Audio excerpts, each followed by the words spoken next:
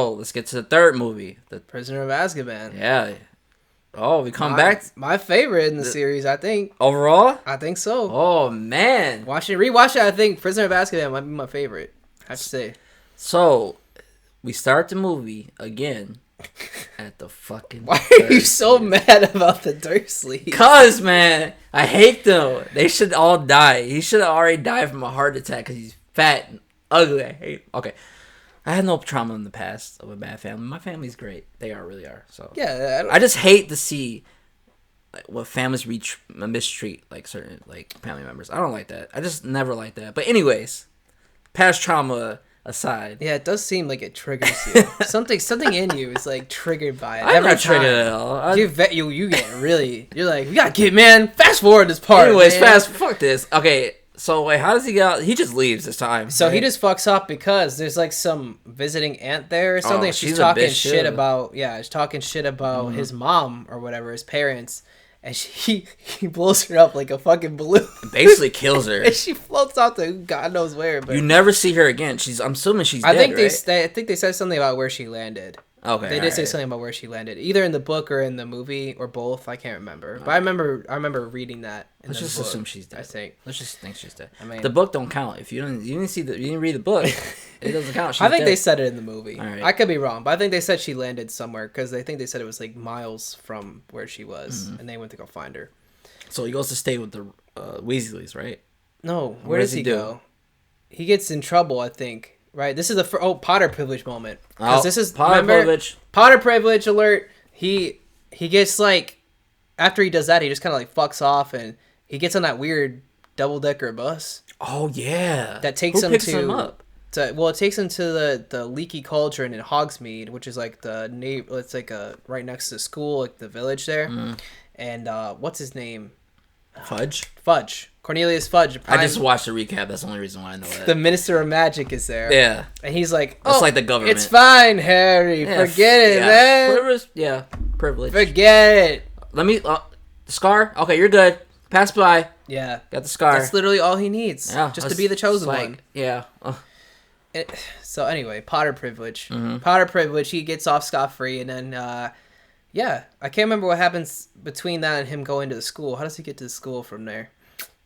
The train, because remember the Dementors? Oh, Dementors. Yeah, so they introduced those fucking evil, scary... Jesus. My God, they're sucking out your soul. That is awesome, though. I have to say that is awesome. That was remember horrifying. The kids book, though. Horrifying. And they think it's Sirius Black, right? Is that his name?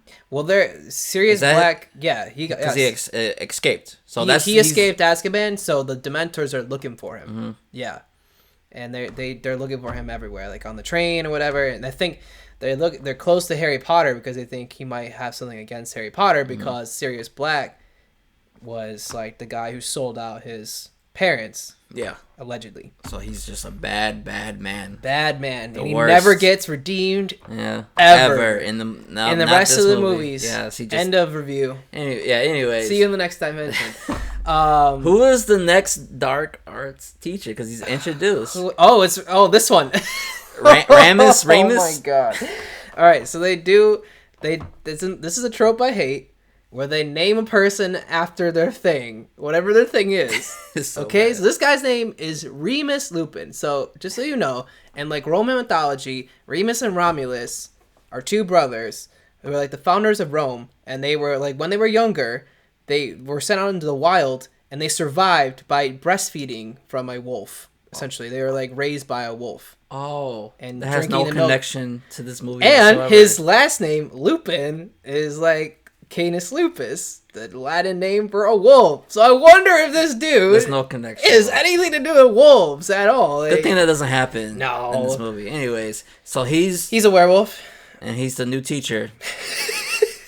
He's a werewolf. Do they know he's a werewolf? They have to. I mean, his name is Remus Lupin. What is their like entry? Like, what do you have to be? You have to be the most evil person in the world, or like something wrong with you. Like, you transform into a demon. Do you turn into a fucking monster every 30 days? Sometimes they're like, yeah. Because there's even a part in this movie where he's like literally incapable of teaching. Yeah. And Snape takes over. Yeah. And teaches him about werewolves. Why are you still Snape? Like, go tell him. I know you would do it. He's like, oh, that's fine. 10 points for Gryffindor. I'm sorry. Yeah, oops. We're still doing it? Are we still doing it? Yeah.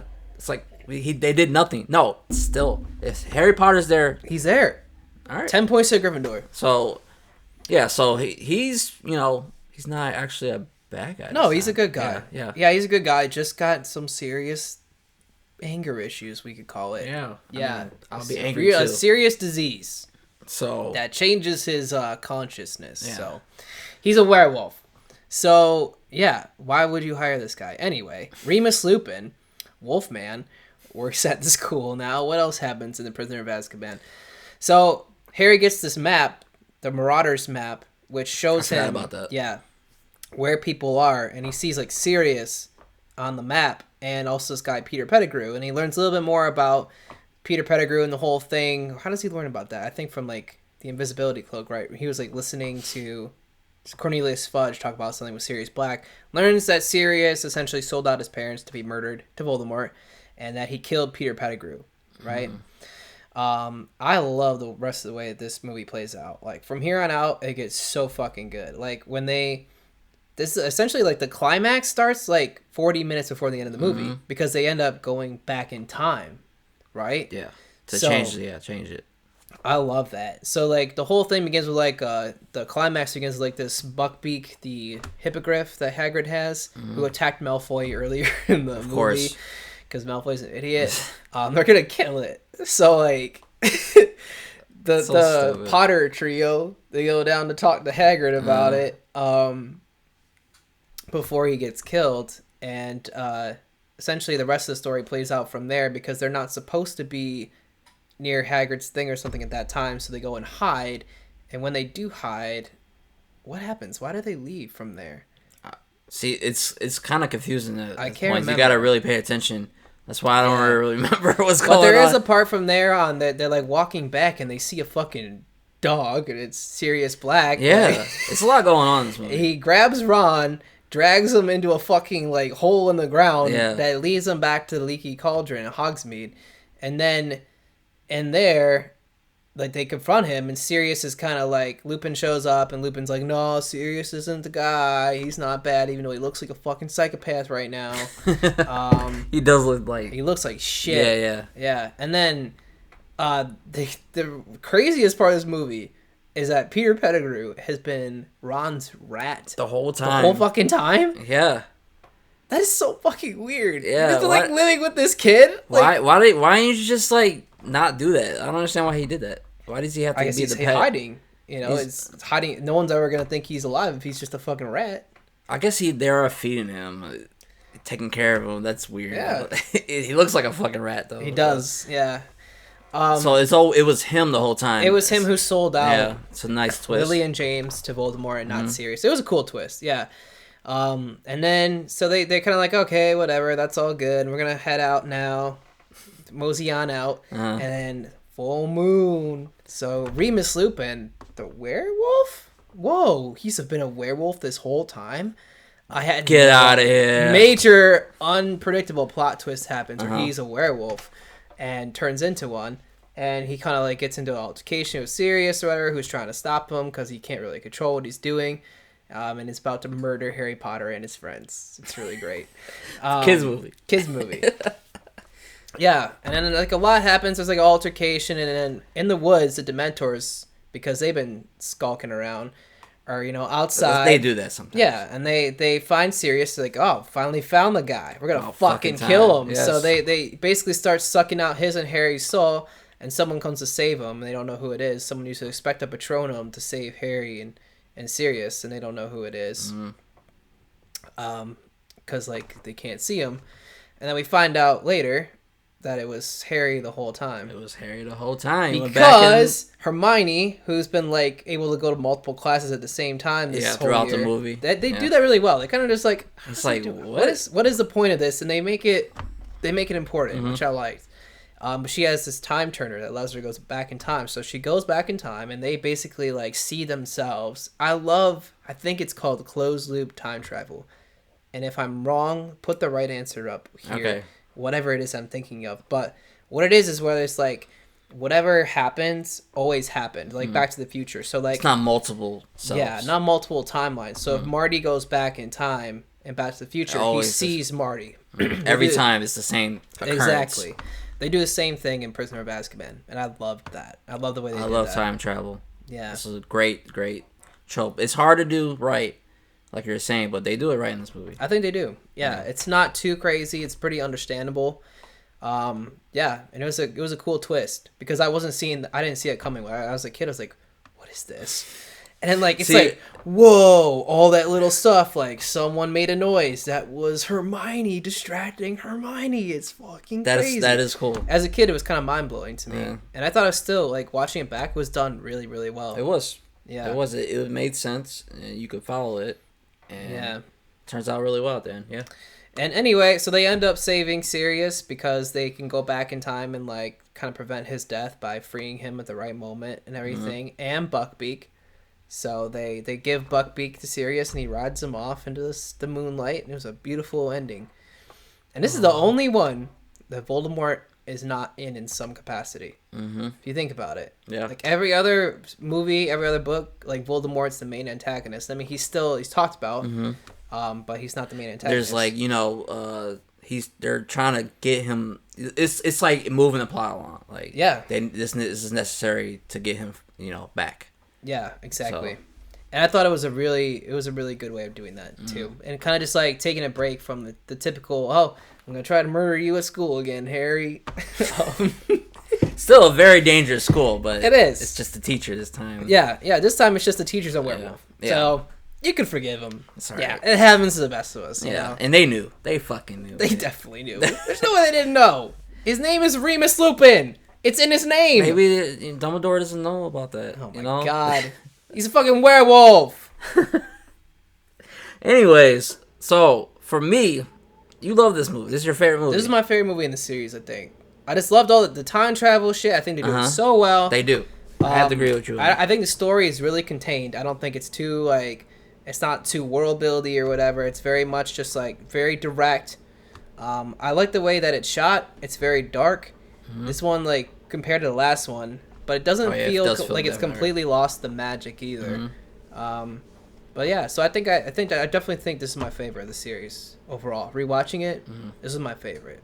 So I'll give this one a 9 out of 10, I think. Okay, so for me, I don't like it as much as the other two. How dare you?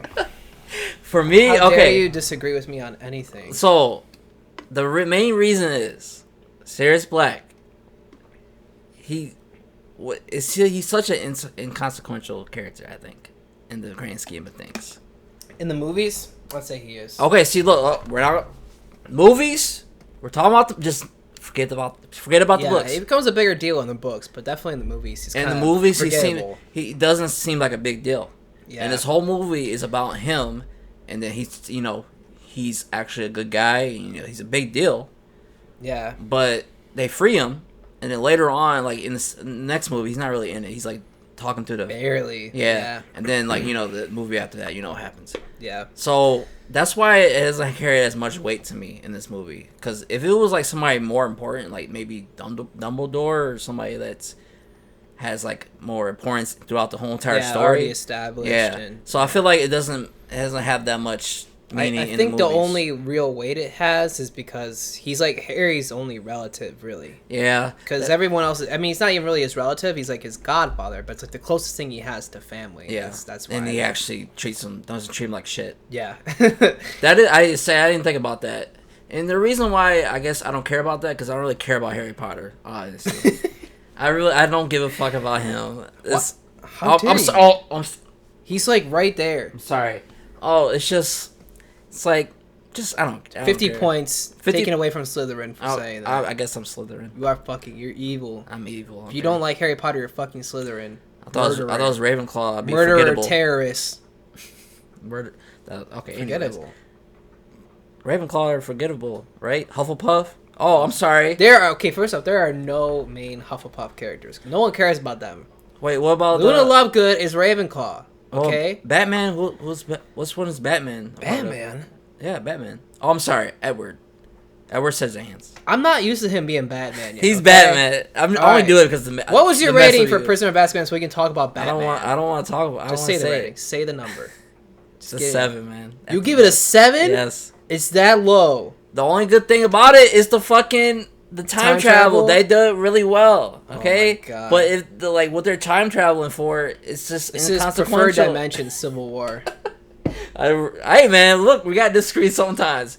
I didn't feel it, man. I wasn't feeling it. All right. The other movies are better. I guess we gotta rewatch it so you can agree. Maybe if I rewatch it, because this is the first time I'm seeing it too. All right. Yeah, that's true.